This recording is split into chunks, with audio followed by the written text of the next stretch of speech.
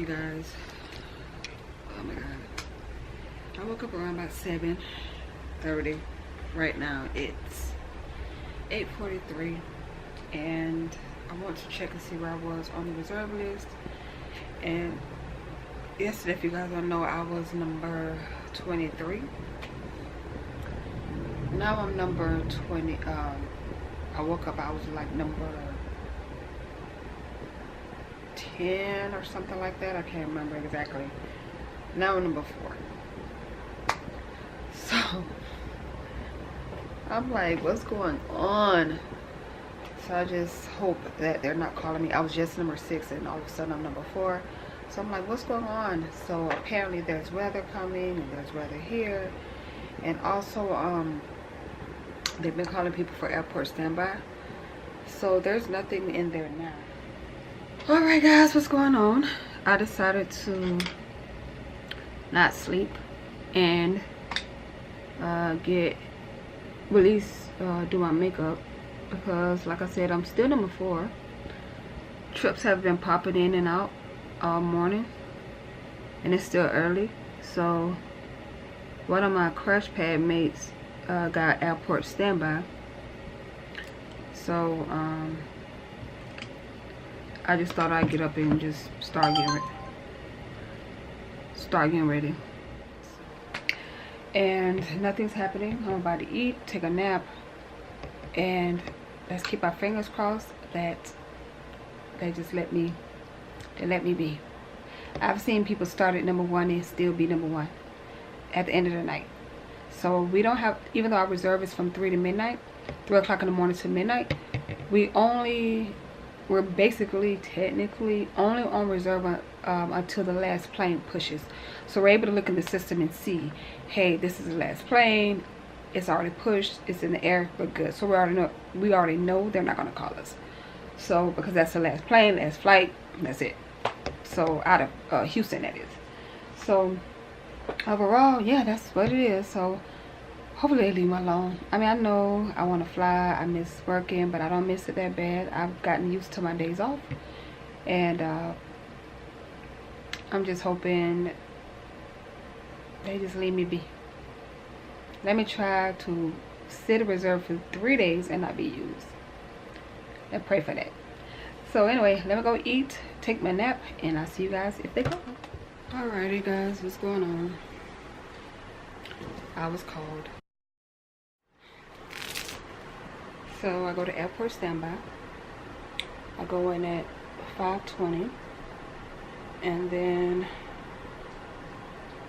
I sit 5 hours. So my face was already done from earlier, and my bag was already packed. But yeah, I'm about to get ready, finish getting ready, and go to work. And it's raining. It's supposed to be a flood here, so it's raining. And I was like, oh, I should do my hair, but I don't know, child. Anyway, that's what's going on. So I'll see you guys at the airport. All right, guys. So I got a trip. Just got a trip like 15 minutes ago. Right now it is 8:45. I have to be down there at 9:30. It's at gate 3, of course, on the other side of the airport. So yeah, so I'm not really happy about that, but oh well. I was almost done with airport standby, but of course that doesn't last. So yeah, when we got the call, I answered the phone, and then he asked for all 3 of us. We're the only one that's left on reserve to 10:20. So he was like Randall, Dana, and Tiffany. So then he asked Randall, because he's the most senior, what position did he want to fly. He said A. Of course I said B, and then the young lady, she got C. So overall, it seemed like a cool crew. The guy was really nice. He actually sat down and talked to me earlier. So he's a really nice guy. His wife has been here for like 10 years. So anyway, I'm about to use the bathroom and finish uploading this video. And yeah, I'll get back with you guys once I get on the plane, because I've been in the back, and so I'm able to kind of like record and show you guys again. So I'll see you guys on the plane, and I have my camera, so I don't have to worry about my phone and all of that, but I got my camera. I'll see you guys on the plane. All right, guys, I'm on the plane. The checks are good. I'm just setting up the galley and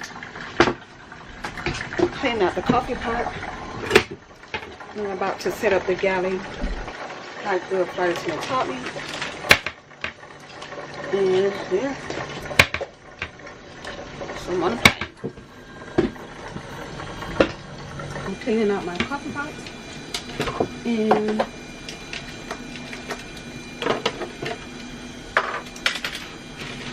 trying to get the rest of the stuff together, because this flight just came from an international flight, so that's why a lot of the things they have are in packets, because you can't have fruit going into international even lines or lemons.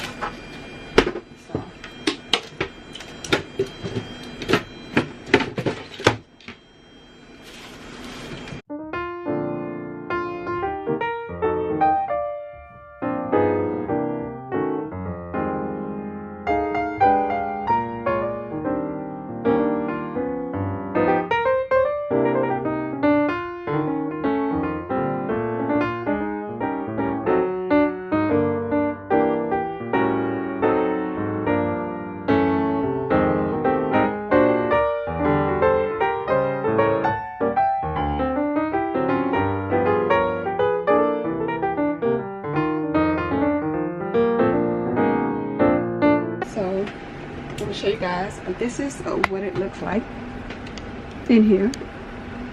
So instead of me having to reach over here as I serve here, I could just open this and get the stuff out of here. So this is what she taught me, and I absolutely love that idea. So yeah, let me finish.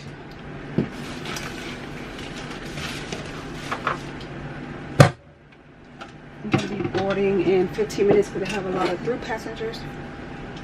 So they're coming from another gate on the other side of the airport. We're at gate 3 and they're coming from gate 25. And my video for Friday is almost done uploading. I don't know if you guys can see. So I cannot wait.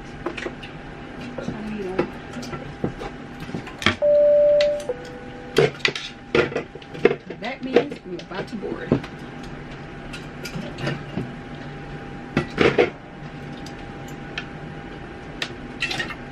Alright. So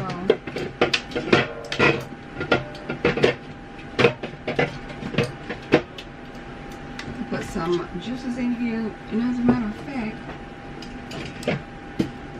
these are throughs from another flight. There was an aircraft swap, so they're okay. I took out one of the Dr. Peppers and just added the juice. So let me go do my announcements. She got me paper up there.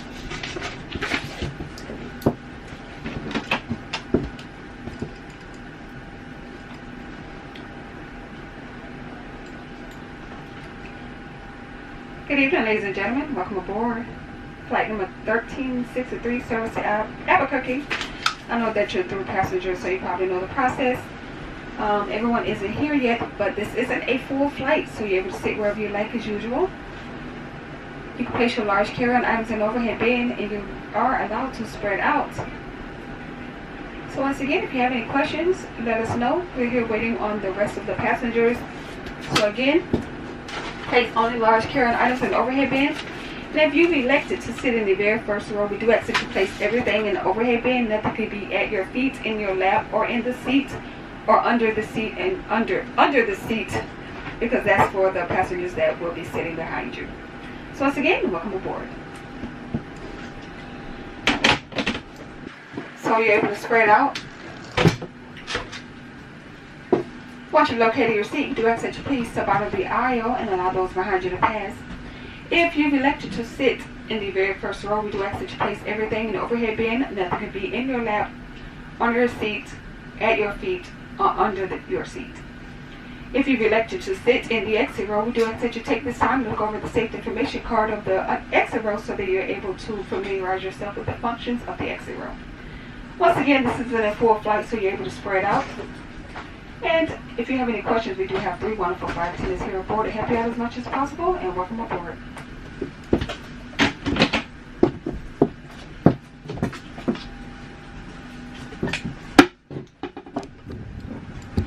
Alright, guys.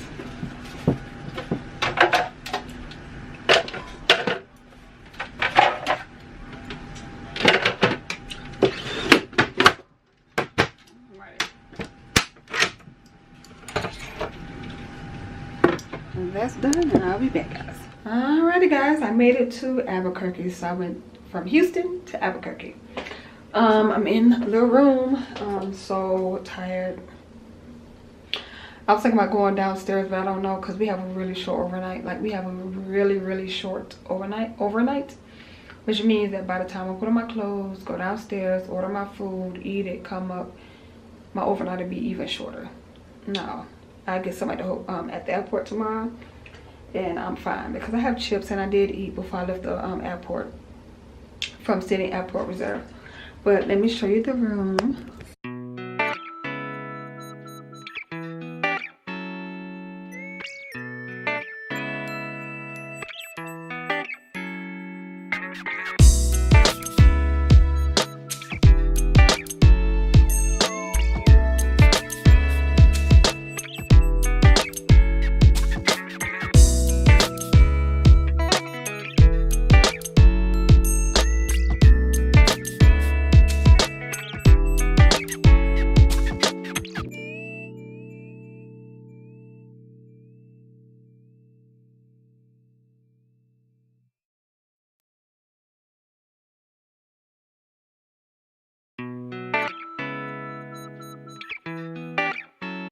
Just a quick story, but they get on the plane, and first of all, we waited for you, okay, because it's actually the last flight to Albuquerque, so we waited for you, and you're at the other gate, like way on the other side of the airport.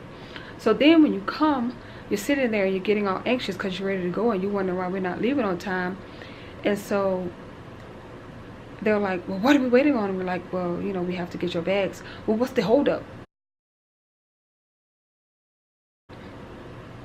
You have to get your bags. Like, they have to unload, and this is in the rain, okay?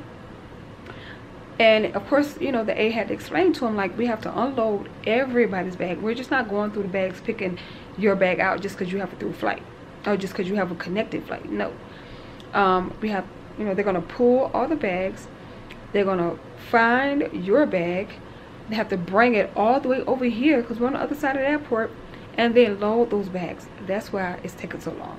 So then they're like, oh my God. And I'm thinking, but it's your bag. Like, we don't want to leave it, but if you want us to, then you're going to be calling in, I can't believe you guys left my bag. I need my bag, and somebody, if my bag come up missing, you guys don't have to compensate me. So let us do our job, because technically we're waiting, because, you know, like I said, it's the last flight of the day. We didn't leave you, and we're bringing your bags over, way from the other side of the airport. I need you to chill. So anyway, yeah, people, you know, they complain about crazy stuff, but it's all good. Let me go. You know, when I get tired, I go to rambling, but let me go get ready for bed, because we have a short overnight, and your girl right here, no ma'am, I'm going to bed. So I'll see you guys tomorrow morning. Good night. Good morning, everybody. So it's day 2. Today I go to San Diego, and then I lay over in Nashville. So my layover is like maybe 13 and a half, almost 14 hours. So I'm just gonna do something quick and easy because it's late. I set my clock for 8:30, but I'm just not getting up. So I'm just gonna do a quick beat, regular foundation, some lashes, and get the day started. So let me get dressed, and I'll see you guys on the plane. All right, guys, I'm ready. I'm just doing my last minute walk around to make sure I don't leave anything. And I'm gonna head downstairs and get my life together. Got my all my plugs and all my cords. And sorry guys, got all my cords, got my phone, got everything I need. So I'm about to head down these stairs.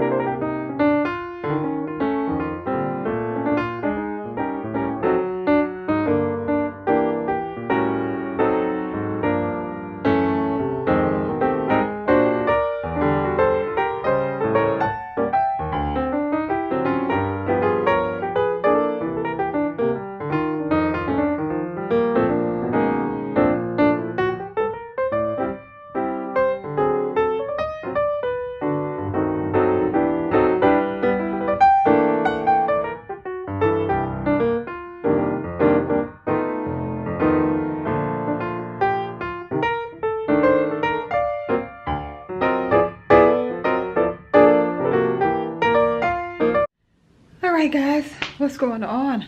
I'm off work. I actually changed clothes. I went down to get something to eat because we want to eat early just in case. We're supposed to deadhead tomorrow to Houston, but just in case they change our flights because of weather or make us work a flight, at least I can get something to eat, run down, eat, and come back and go to bed. But yeah, so let me show you the hotel room.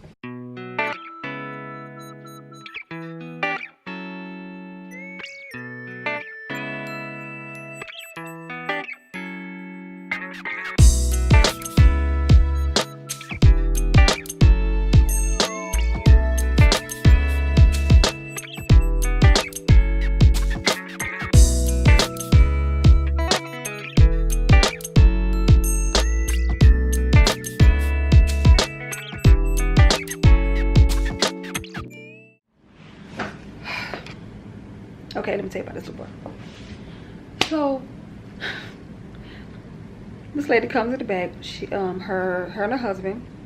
The little girl is sitting with the husband, the little boy is sitting with the mother.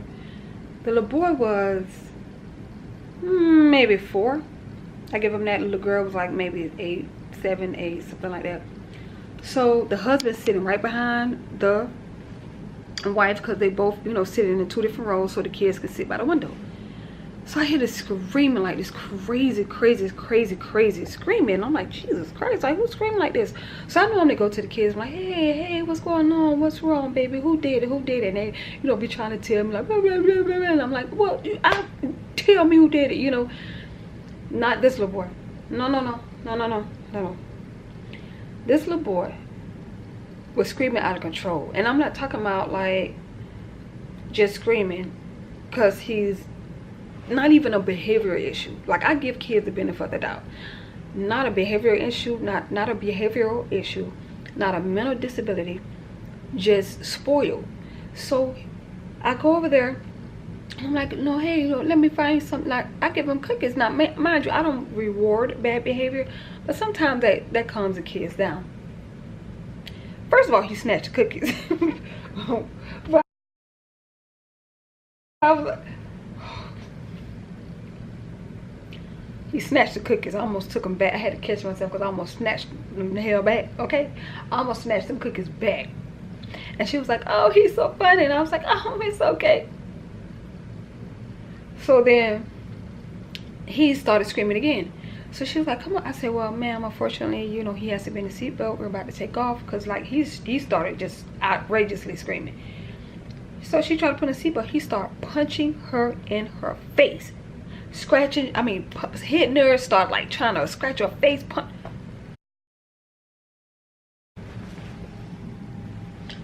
Bruh, listen. That's why I don't have. Okay, so I take that back. It's not one of the reasons why I have kids, because my kids will never be like that. My mama didn't play with us. I don't know. Let me tell you what pissed me off the most. Okay, I know that he's a child and he acts out, but parents need to stop thinking that, oh, just ignore him, Johnny, get over it. No, no, no, no, no, no, no. That's not how you do this. There needs to be some discipline. I'm not saying beat the hell out of the kids or whatever, but there has to be some discipline. Like, if you want to show out in public, okay, it's ways to discipline your kids. Like, you could pinch them, you know, you can do little things. But, or when they get home, you take every toy they got in their room, and then they say, why can't I have this? No, you gonna learn how to act in public. Like, you want to come home thinking you're gonna play. Ain't no playing here. Ain't no play here. No, give me all your toys. Give me all your games. Give me your TV. All this coming out your room, and I'm gonna put it in, and I'm gonna lock it up in my room, because until you learn how to act in public, you're not gonna reap the benefits. And I'm going to work every day. You have no job. I'm supporting you. I'm taking care of you. Putting food in your mouth, clothes on your back, shoes on your feet, and you mean to tell me you finna be slapping me all in my face? I don't care if he's 4 years old. I'm taking care of you. Christmas? What Christmas? Ain't no Christmas. Until you learn how to act in public, and he understand. He wasn't like a kid, like, oh, go gaga. No, he understood. What pissed me off the most, the father was sitting in the back, watching him, like he watching a spectator, like he just at a football game. Let me tell you something. Listen. First of all, if I was to ever have a kid and I get married, you know, because I really want a kid when I'm married. When I travel, unless my husband, he's meeting me there, even then. No, we're not gonna. I'm not flying with all the babies and you come later. No, we all traveling, and it's not gonna be. Oh, I'm gonna take care of them all throughout the flight, and then you get them sometime because you're watching the game. No. I let you have the first leg, and I get the second leg. Now we all know if we're on one flight to get one place, you're gonna get half the time. I'm gonna get the other half time. This not how we do this. Okay, period. First of all. Second of all, you as a man, as a father, as the head of your household, need to instill that fear into your child, to when the man of the house says stop, sit down, put on your seatbelt now. He should look at you, look at the father, and sit down. Especially when a man, they're watching this kid slap the mother and punch her in her face. Bruh. No way. And you as a man, head of your household, making these babies. If you're not going to be a man and teach your child how to be the man, keep his hand. That right now you're teaching, you're instilling into your kids that he can be a woman beater. Like you're not looking at it like, oh, he just throwing a tantrum. No, when you are allowing this child, boy, to slap a woman all in her face, and you not stop him in public, he's doing this. You're not saying one word. You're just watching him. That means you're instilling in him that it's okay, and he's gonna grow up and be a woman beater. I will be in jail if my child punched me in my face and slapped me. But see, that would never happen because we don't play them games. My mom used to look at us. And my mom, wherever you show it at, that's what I'm coming to show out to. It wasn't none of it. People say, oh, you know, sometimes them black households, you know, they be too harsh. That's why. No. It's not they be too harsh. Because guess what? I know not to act up in school. I turned out okay. I knew not to embarrass my mama. I turned out okay. No, there's no, well, just let him be here, fall asleep, fall. I didn't even feel bad for her, because I stood there for 5 minutes. 5 minutes while she fought with this little boy to put on his seatbelt. He kicked her, he punched her, he slapped her. He had no behavior issue, okay? None. She gave him candy, he stopped. She gave him something sweet, he stopped. She gave no issue with this little boy.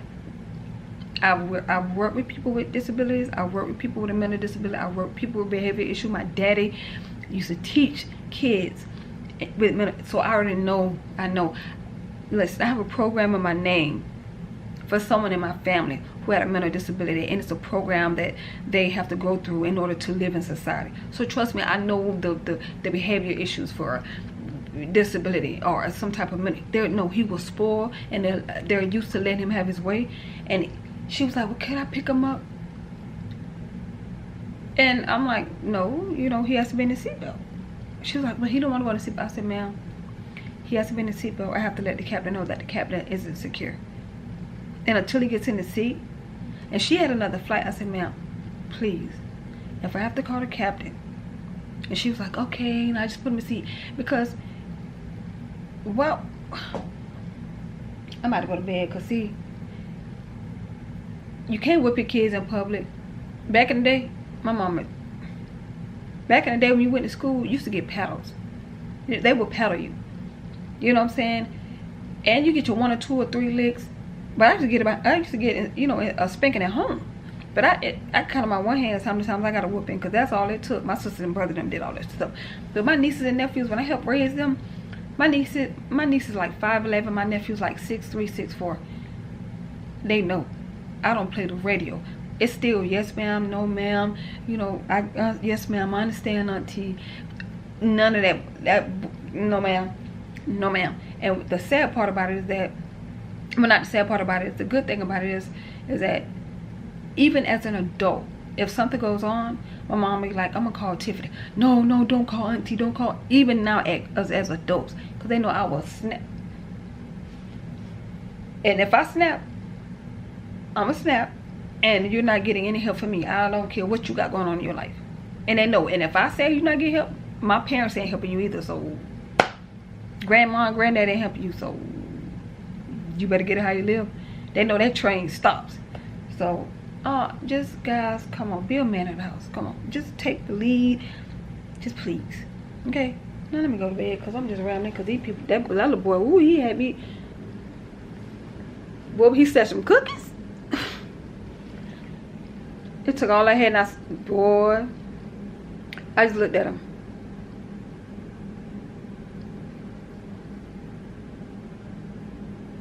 I just went, I said, Tiffany, just go to the back and mind your business. Because, but good night, y'all. Good night. Good morning. It's go home day.